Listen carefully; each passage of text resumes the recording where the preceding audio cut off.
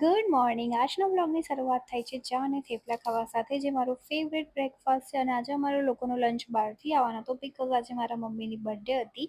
તો અમને ભૂખ લાગેલી, તો અમે લોકોએ મકાઈ ખાધી, અને એ ખાતા ખાતા પછી અમારો લંચ બી આવી ગયો. તો લંચ કમ્પ્લીટ કર્યો, રીલ્સ બનાવી, રીલ્સ એડિટ કરી, અને આજે બપોરના સૂઈ ગઈ હતી, અને સાંજે ઉઠીને ગોગીને વોક કરાવ્યું. અને ઓફકોર્સ આજે રાતે ડિનર કરવા બહાર જવાનું હતું, તો એના માટે મેં રેડી થતી હતી, ને મેં બેઝિક મેકઅપ કરેલો. પણ આજે મારો મેકઅપ એટલો સારો થયેલો કે મને એટલો ગમતો હતો ને. તમે બી મારા મેકઅપના સ્ટેપ ફોલો કરીને જોજો, સાચે બહુ સારો મેકઅપ થશે. તમારે પાર્લરમાં આટલા પૈસા ખર્ચવાની બિલકુલ બી જરૂર નથી.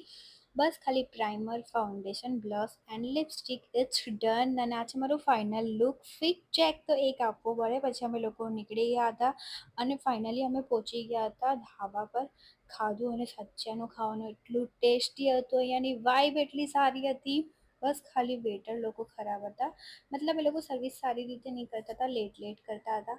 અને સાચે એટલી વાઇબ કરી, ડાન્સ કર્યો, એટલી મજા આવી ગયા. પછી અમે બહુ બધા એટલું ખુશ હતા. તો પ્લીઝ નો નઝર, બિકોઝ નઝર ઇઝ રિયલ. તો પ્લીઝ નઝર નહીં લગાવતા. અને પછી લાસ્ટમાં અમે જલેબી રબડી ખાધી ગરમ ગરમ. ને એના સાથે આજનો બ્લોગ અહીંયા પૂરો કરીએ. બાય.